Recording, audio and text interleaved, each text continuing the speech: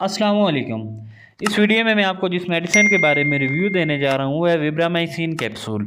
इस वीडियो में मैं आपको विब्रामाइसिन कैप्सूल के बारे में डिटेल में बताऊंगा कि इसके यूजेस क्या हैं, इसकी डोज क्या है, इसके साइड इफ़ेक्ट्स क्या क्या हैं, डॉक्टर किन किन बीमारियों में इस कैप्सूल को रिकमेंड करते हैं, कहीं आप इसका इस्तेमाल गलत तो नहीं कर रहे, इसके साइड इफ़ेक्ट्स क्या हैं, इसके नुकसानात क्या हैं, इसकी कॉन्ट्राइंडिकेशंस क्या हैं। सबसे पहले मैं आपको इसके यूजेस बताऊंगा, इसकी डोज और साइड इफ़ेक्ट्स वीडियो के आखिर में बताऊंगा।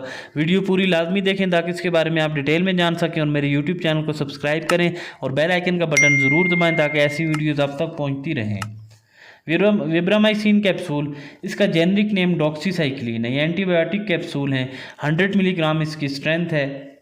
ये एक पैक में 120 कैप्सूल होते हैं, 20 स्ट्रिप्स होती हैं एक पैक में, और एक स्ट्रिप में 6 कैप्सूल होते हैं। अब मैं आपको इसके यूजेस के बारे में बताता हूँ। कैप्सूल डॉक्सीसाइक्लिन विब्रामाइसिन एक्नी वल्गैरिस के लिए इस्तेमाल किया जाता है।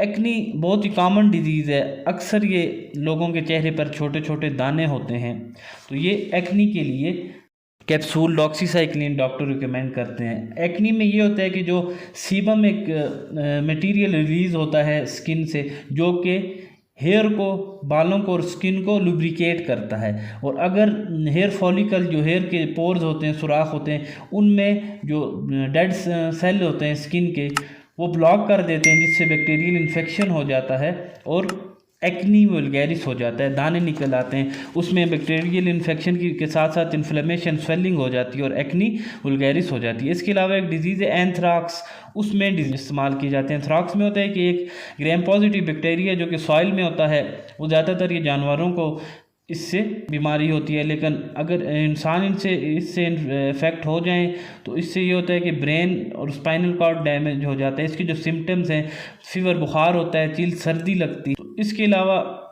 एंथ्राक्स के साथ साथ ब्रेस्ट कैंसर में, लेडीज़ में ब्रेस्ट कैंसर में भी डॉक्टर ये एडवाइस करते हैं। इसके अलावा ल्यूकीमिया में ये होता है ब्लड सेल्स हैं उनमें, उनका कैंसर हो जाता है, तो उसमें भी डॉक्टर ये कैप्सूल एडवाइस करते हैं। ल्यूकीमिया में भी, क्रॉनिक लिम्फोटिक ल्यूकीमिया है, उसमें भी एडवाइस किया जाता है।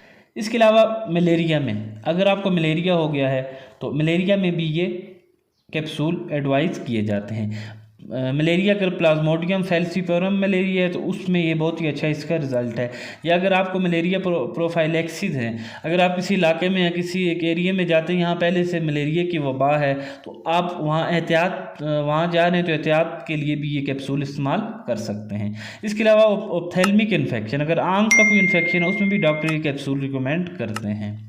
यूटीआई में, यूरिनरी ट्रैक इन्फेक्शन में, अगर आपके पेशाब की नाली में कहीं इन्फेक्शन है तो उसके लिए भी इस्तेमाल किए जाते हैं। गैस्ट्रो इंटेस्टाइनल इन्फेक्शन के लिए, पेट में है या मैदे में कोई इन्फेक्शन है, स्वेलिंग हो गई है, उसमें भी ये कैप्सूल इस्तेमाल किए जाते हैं। रिस्पायरेटरी ट्रैक इन्फेक्शन में भी, अगर सांस की नाली में इन्फेक्शन है, अपर रिस्पायरेटरी ट्रैक इन्फेक्शन में, अगर सांस के ऊपर वाले हिस्से में जिसमें नाक आ जाता है, गला आ जाता है, तो उसमें भी इस्तेमाल किए जाते हैं।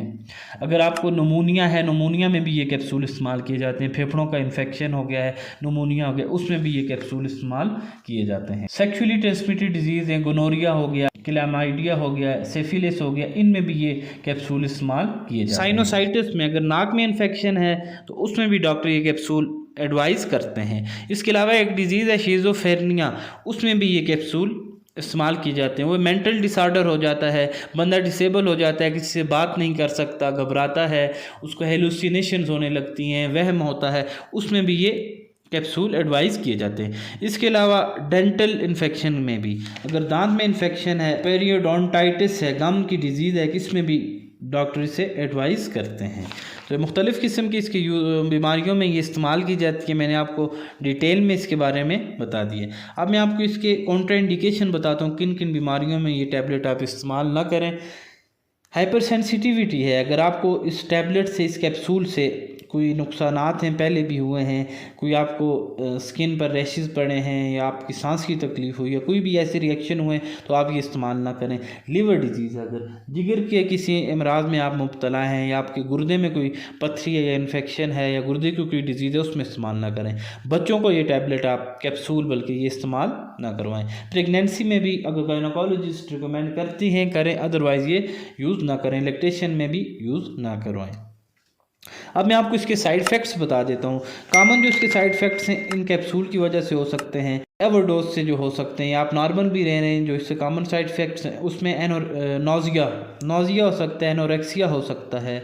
नोज़िया ये है, नोज़िया वोमिटिंग, मतली, उल्टी हो सकती है। स्किन रैशेज़ पड़ सकते हैं, स्किन पर आपकी जिल्द पर सुर्ख या पीले रंग के दाने हो सकते हैं। हॉर्टिकेरिया हो सकता है, ये भी स्किन पर रैशेज़ वही है कि स्किन पर दाने निकल सकते हैं। फोटो सेंसिटिविटी हो सकती है, लाइट से यह है कि बंदा सूरज की रोशनी से इस तरह बर्दाश्त नहीं कर सकता। ग्लोसाइटिस हो सकता है, हेमोलाइटिक एनीमिया हो सकता है, खून की इससे कमी हो सकती है। आरबीसीज में डिस्ट्रॉय हो जाते हैं, कम हो जाते हैं, जिससे क्या होता है, एनीमिया हो जाता है।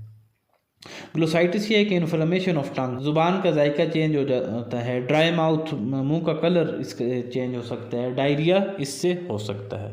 तो ये इसके कॉमन साइड इफ़ेक्ट्स हैं। इसकी यूजेस और डोज भी आपको मैंने बता दिए हैं।